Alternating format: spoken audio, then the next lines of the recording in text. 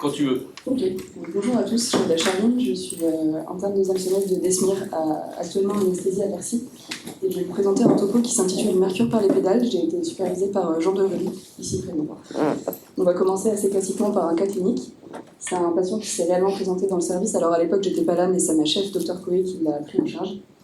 Donc on est en présence de Monsieur G, il a 41 ans, il n'a pas d'antécédent particulier. Et il est victime d'un accident d'un voie publique à haute cinétique sur perte de contrôle de sa moto. Il était casqué. La moto est retrouvée 700 mètres plus loin. Le SAMU arrive rapidement sur place. Les paramètres vitaux sont les suivants à l'arrivée du SAMU. Donc a priori, pour le moment, plutôt rassurant. Il est tachycarde à 130 BPM. Et en termes d'examen clinique, le point d'appel principal qu'on a, c'est une contracture abdominale généralisée avec une douleur au niveau du bassin de manière diffuse, sans franche instabilité. En termes de paraclinique, on a une classe qui ne retrouve rien particulier, à savoir que le Douglas n'est pas visualisé. Il avait trop mal quand on mettait la sonde d'écho de l'abdomen. Et le monsieur est à 13,6 grammes par décilitre. Il est donc rapidement transféré à Percy au défocage. Où il a un scanner corps entier qui retrouve, notamment, en tout cas en points d'appel principaux, un hématome mésentérique au niveau du côlon droit, une désinsertion des muscles abdominaux, donc interne, externe et transverse au niveau de l'héliaque droite, qui est donc fracturée. Et en termes de bio, on a une petite perturbation de l'hémostase avec un hémogène qui est à 1,5 g, des dédimères qui sont ascensionnés, des CPK qui sont à plus de 1000 unités par litre, et une petite acidose métabolique. Donc après avis auprès des chirurgiens vasculaires et notamment digestifs, il est rapidement transféré au bloc opératoire pour prendre en charge toutes ces lésions. L'intervention qui est prévue, c'est donc une cellio, avec pour but de réinsérer les muscles de la paroi abdominale et de laver la cavité péritonéale. L'intubation est donc une intubation en séquence rapide avec du rocuronium, de la kétamine, du sulfentanyl, et l'entretien de l'anesthésie est effectué par sévoflurane avec des bolus de sulfentanyl. C'est là que ça se corse. En post-induction en séquence rapide, rapidement après, en fait, au plan chirurgical, on constate des désinsertions qui sont bien plus importantes que prévu initialement, donc que objectivé au scanner. La cellule est donc convertie assez rapidement en laparo. Et au plan anesthésique, le patient se dégrade assez rapidement avec notamment une tachycardie qui s'installe, une vitesse de 15 de fréquence respiratoire à 25, une tachycardie, il était déjà tachycarde à l'arrivée, il était à 130, mais là il est à 150, et des besoins en amine, donc en noradrénaline, qui se majorent jusqu'à 19 mg/h. À quoi vous pensez? En premier lieu, on va faire un vote à la main, si vous voulez bien. Qui pense à une embolie pulmonaire? Okay. Qui pense à un choc hémorragique? À un choc anaphylactique, sachant qu'on a fait quand même pas mal de médicaments pour l'intubation. Un autre saignement, un saignement à côté duquel on serait passé, donc externe, qui ne serait pas dans le ventre, qui serait actif, ou autre chose. Si quelqu'un a une idée. Ok, donc assez logiquement, et comme vous l'avez quasiment tous répondu, on s'oriente vers une prise en charge de choc hémorragique. Au plan chirurgical, on fait donc une stratégie damage control avec un packing des réactions coliques assez étendue. On le transfuse en plasma et en concentré érythrocytaire. On le technique avec un cathéter central, un cathéter artériel au niveau fémoral. Et le patient est donc prêt à partir au scanner pour essayer d'objectiver, voir si on n'est pas passé à côté de quelque chose en termes de saignement. Donc on arrête le sévoflurane, on le raccorde au respirateur de transport. Il est alors sous noradrénaline 15 mg/h. J'ai volontairement omis de mettre quelques éléments dans les paramètres que je vous ai donnés. Est-ce que vous voyez de quoi je peux parler? La SAT ou des données de l'évoqueur? On ne va pas lui faire un petit coup de... Alors, il manque ça, effectivement, mais c'est pas ça... L'hexacil, alors, ça, je ne l'ai pas précisé, je l'avais mis dans la version initiale, mais je ne l'ai pas rajouté, faute de temps. Pour pas que ce soit trop long. On lui a déjà fait 1 gramme d'hexacil en préhospitalier. Du fibri? Non. Ce qui nous manque, c'est le TCO2. Alors, je suis désolée, j'ai pas réussi à remettre la main sur le graphique original, mais ça, c'est le vrai, les versions papier que moi, j'avais chez moi. C'est son ETCO2, qui, en fait, en post-ISR, est directement à 45 mm de mercure, qui monte jusqu'à 80, 1h30 après l'intubation. Et comme on l'a vu tout à l'heure, il était quand même tachypnique, il est monté jusqu'à 30 de fréquence respiratoire, et malgré ça, son ETCO2 est quand même à 80 mm de mercure. Le deuxième paramètre que je ne vous avais pas donné, c'est sa température. Il est recontrôlé juste avant le départ au scanner, il est à 38,8. Bon. Maintenant, avec ça, qu'est-ce qu'on fait? Qui continue la prise en charge version choc hémorragique et va au scanner? L'hémoglobine, elle est à combien là, à ce moment-là? Elle est, alors j'ai plus la valeur exacte, mais on était à peu près stable sur toute l'opération. Il était à 12,4, je crois, en ce moment, exactement. Et sur le scan initial, il n'y avait pas de fuite de produit contraste? Non, pas d'écrit en tout cas. Et c'est dès le CEVO ou après le CEVO? Comment? C'est après le CEVO ou pas? Là, c'est ce qu'on vient de mesurer après, juste avant de partir au scanner. Donc il n'est plus branché au respirateur du bloc, il est sous respirateur de transport. On a arrêté sévoflurane, on a fait un relais par propofol. L'épée plateau, elle est comment? L'effet plateau n'était pas associé. Qui le transfuse de nouveau. Qui fait une expansion volumique. Qui fait les trois. Et qui fait autre chose. Où il y a des mains. Ok. Alors, en l'occurrence, ce qu'on a fait, c'est du Lotrolène 2 mg kg, donc il a eu 180 Je mg. voulais pas leur demander ce qu'ils faisaient. Comment? Je voulais pas leur demander si c'était ça. Bah ouais, je sais, un des commentaires, donc je sais très bien qui sait ce qu'on fait. Ouais. Donc en l'occurrence, c'était une hyperthermie maligne aux anesthésiques qu'on a diagnostiquée sur le TCO2, la température, la tachycardie, malgré la tachypnée, enfin le TCO2 malgré la tachypnée. Et le patient s'est rapidement amélioré avec un sevrage en adrénaline dans les 10-15 minutes. Ce qui me permet de vous présenter le topo d'aujourd'hui, c'est on va parler de thermorégulation et d'hyperthermie maligne avec une première partie sur quelques bases de thermorégulation. Ensuite, on parlera d'anesthésie et de thermorégulation pour enfin finir sur ce qui m'a fait démarrer ce topo, c'est l'hyperthermie maligne. Pour comprendre un peu comment ça marche la thermorégulation, il faut savoir que nous, on est homéotherme. Ça veut dire que la température centrale de notre corps, elle est régulée de manière très fine, au dixième de degré près. Évidemment, il y a des variations selon l'heure, selon le moment de la journée, selon la période du mois, selon la période de l'année, mais globalement, la régulation elle est quand même très fine, autour de à peu près 36,8 degrés Celsius. Et pour que ce soit stable sur la journée, il faut comprendre qu'on a donc des entrées de chaleur et des sorties de chaleur qui font qu'on a un contenu calorique et thermique qui est constant. Les entrées de chaleur, c'est essentiellement représenté par le métabolisme, donc la respiration cellulaire qui permet la dégradation des nutriments et la production d'ATP. Et les pertes de chaleur, c'est essentiellement la radiation, un petit peu la conduction, donc qui représente les pertes de chaleur par contact direct, la convection et enfin l'évaporation qui représente le fait qu'on transpire et que l'eau s'évapore. Maintenant qu'on a vu comment ça marchait en termes d'équilibre et de balance thermique, il faut comprendre, et ça c'est une des diapos les plus importantes du topo, que notre thermorégulation elle est basée sur une compartimentalisation, une bicompartimentalisation. On a la partie principale, si on peut dire ça comme ça, qui est le corps, le noyau, qui correspond au cerveau, au thorax et à l'abdomen, qui est la partie régulée du corps en termes de température. C'est cette partie-là qui est importante, encore une fois, entre guillemets, puisque c'est celle qui va régler la température du corps de manière générale. Et l'autre partie, donc on a le noyau, et l'autre partie, c'est l'enveloppe, qui représente à peu près 45% de la masse corporelle, qui se comporte comme un système tampon périphérique qui va subir des grandes variations thermiques pour permettre justement à ce noyau central d'avoir une température relativement fixe sur toute la journée et toute la vie. Et on tourne à l'environnement. La température du shell, donc de l'enveloppe, elle n'est pas régulée, mais elle dépend de paramètres autres qui sont l'environnement, le tonus vasomoteur et puis l'exercice physique évidemment. Voilà, donc maintenant on a vu qu'il y avait deux compartiments. Comment ça marche, comment c'est régulé, notamment la température du noyau. On a donc une température qui est à 36,8 degrés en moyenne, qui correspond à une zone de neutralité thermique, la température centrale optimale à laquelle les enzymes, les cellules, les organes fonctionnent le mieux. Et dès que le corps monte un peu en température, dès qu'on dépasse cette zone de neutralité thermique, on va mettre en œuvre des réponses qui sont des réponses au chaud, en premier lieu des réponses comportementales, ensuite on va vasodilater et ensuite on va transpirer. Ces réponses, donc la vasodilatation, la sudation, ça se met à peu près en œuvre en même temps. Là, j'ai représenté ça par un trait rouge dans la partie rouge. Ça correspond au fait qu'en fait, on a des seuils de mise en jeu. Dès qu'on atteint une certaine température, on va mettre en jeu des mécanismes qui vont répondre à ça pour essayer de revenir à la partie de neutralité thermique.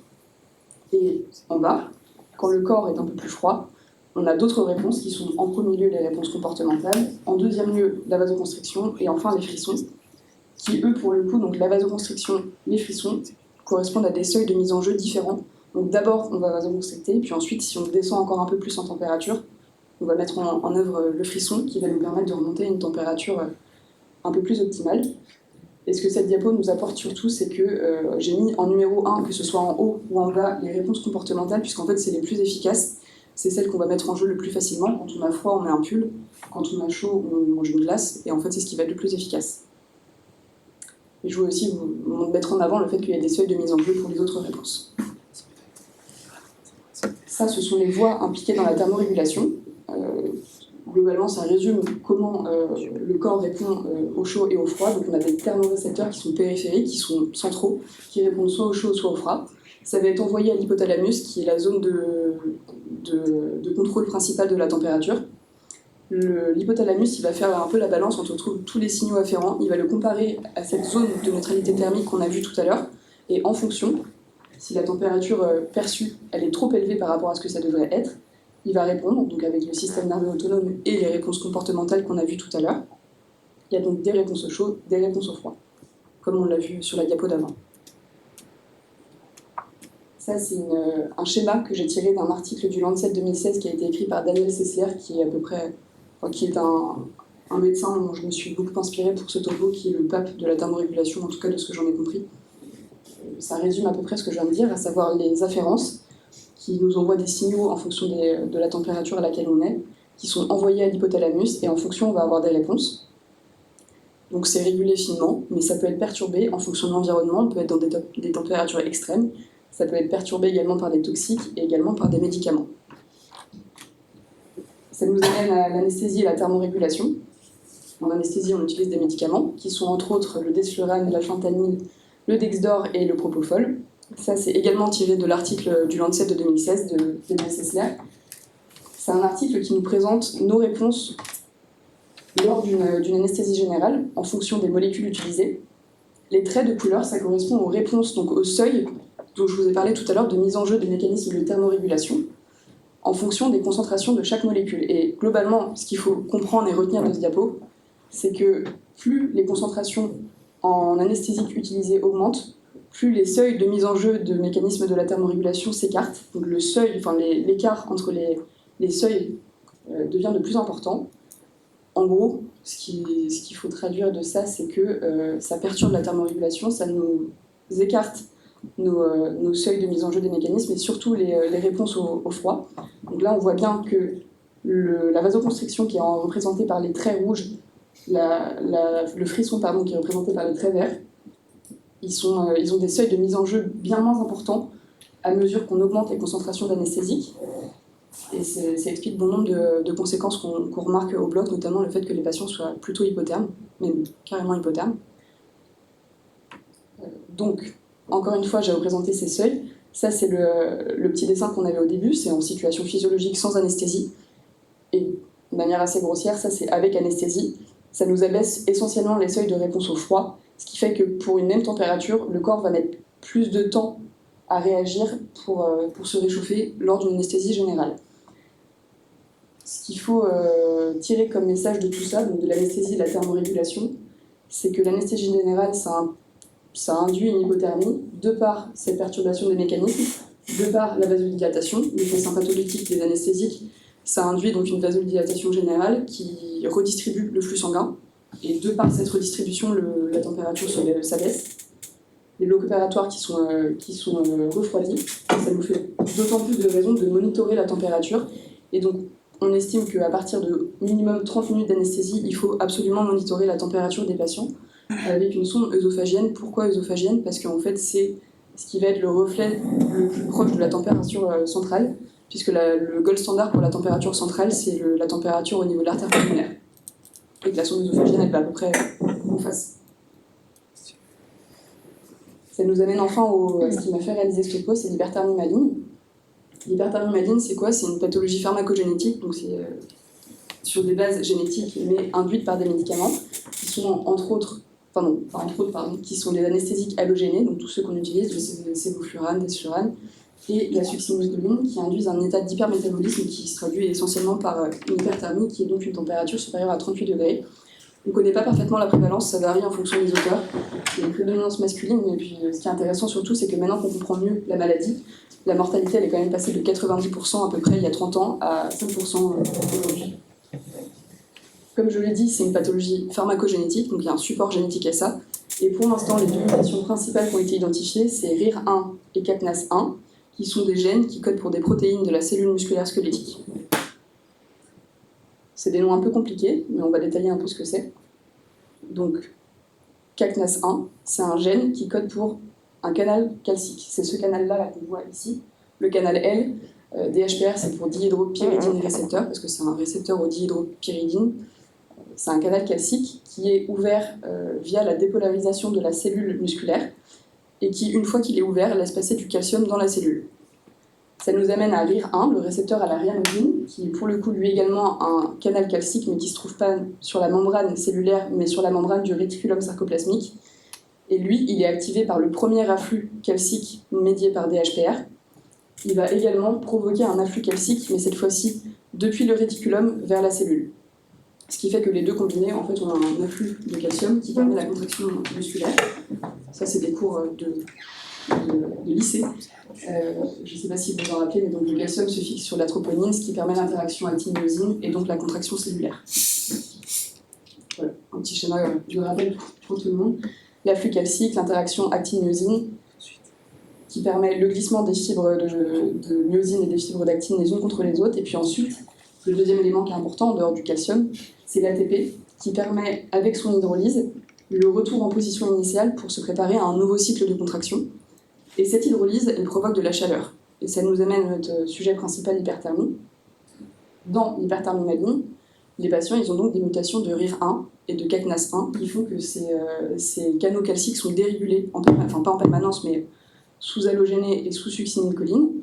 L'afflux calcique, il est donc massif, il est prolongé. La cellule se contracte beaucoup trop par rapport à ce qu'elle devrait et plus longtemps, ce qui fait qu'on a de l'ATP qui est consommé, comme on l'a vu sur la diapo d'avant, de la chaleur qui est libérée, du CO2 qui est relargué, puisque je vous le rappelle, la respiration cellulaire, la production d'ATP, ça produit du CO2, ça produit de la chaleur. On a donc l'ATP, les réserves en ATP qui baissent et qui ne sont plus disponibles pour les pompes cellulaires. On a donc une perturbation globale du fonctionnement de la cellule et les conséquences qu'on va voir sur la diapo d'après. Donc cliniquement, ce qu'on a, c'est comme on l'a vu avec le cas clinique, une TCO2 qui s'incrémente, malgré un patient qui est tachypnique pour essayer de clearer son CO2, une température centrale qui s'ascensionne avec l'hydrolyse de l'ATP qui produit de la chaleur, des contractions musculaires qui se retrouvent à peu près partout, mais essentiellement au niveau des masséters, on appelle ça les mâchoires d'acier. C'est assez décrit dans la littérature et en fait ça doit être un des premiers signes de l'hyperthermie maligne.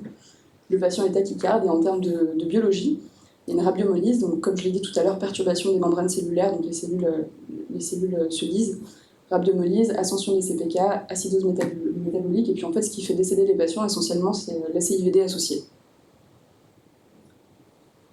Ça c'est un petit box que j'ai tiré des dernières recommandations américaines, enfin pas recommandations mais c'est un mix entre plusieurs articles, mais essentiellement un article qui vient d'Anesthésia 2021. Et ça résume ce à quoi il faut être attentif quand on a un patient qui est suspect d'hyperthermie maligne, et ce qui nous fait suspecter l'hyperthermie maligne, c'est de manière unexplained, donc inexpliquée et inattendue, une élévation dans le TCO2, une élévation dans la fréquence cardiaque et dans la température. Donc le patient devient tachycarde, hypertherme, et il majore son ETCO2. Et c'est ça qui doit nous mettre la puce à l'oreille sur le diagnostic d'hyperthermie maligne. Là, ce sont les recommandations SPHAR que j'ai résumées. Donc, sur le site de la SPHAR, c'est des recommandations qui datent de 2019. Il y a tout un tableau qui met à la queue leu les étapes de la prise en charge. Ce qu'il faut faire immédiatement, bien sûr, c'est comme dans le choc anaphylactique, on arrête les médicaments appliqués. On refroidit de manière externe le patient avec les moyens qu'on a à disposition. Ça varie en fonction des auteurs. On lire du sang, on surveille bien sûr le TCO2, la température, et on l'hyperventile en 100% d'FiO2. En termes de thérapeutique, on l'a vu au tout début, l'agent le plus efficace, et en fait le seul qui marche réellement, c'est le dantrolène à posologie de 2,5 mg/kg. J'attire votre attention sur le fait qu'il est un peu dur à reconstituer. Il a toute une préparation particulière qui est encore une fois décrite sur le site de la SPHAR. Il faut le reconstituer dans le PPI, dont 60 ml et bien mélangé. Ensuite, on l'administre au patient et on réitère les doses à 1 mg/kg toutes les 4 heures jusqu'à ce que le patient évolue de manière favorable. Évidemment, on corrige tous les troubles en parallèle, l'hypercalémie avec de l'insuline glucose, l'ACIVD, l'acidose métabolique. Et le patient est transféré en réa pour au minimum 24-48 heures avec des bilans réguliers, la kaliémie, les CPK, la myoglobine. C'est notre dernière diapo. Je voulais quand même faire un mot sur le dépistage des sujets à risque, et c'est d'ailleurs, on en a parlé entre nous. Ce qui serait intéressant, ce serait de dépister de plus en plus et de mieux en fait, dépister les sujets à risque, notamment sur le plan familiale, puisque ça je ne l'ai pas dit, mais c'est une maladie qui est autosomique dominante. Donc a priori si un sujet est touché, ses frères et sœurs, sa descendance sont à 50% de risque d'être touchés.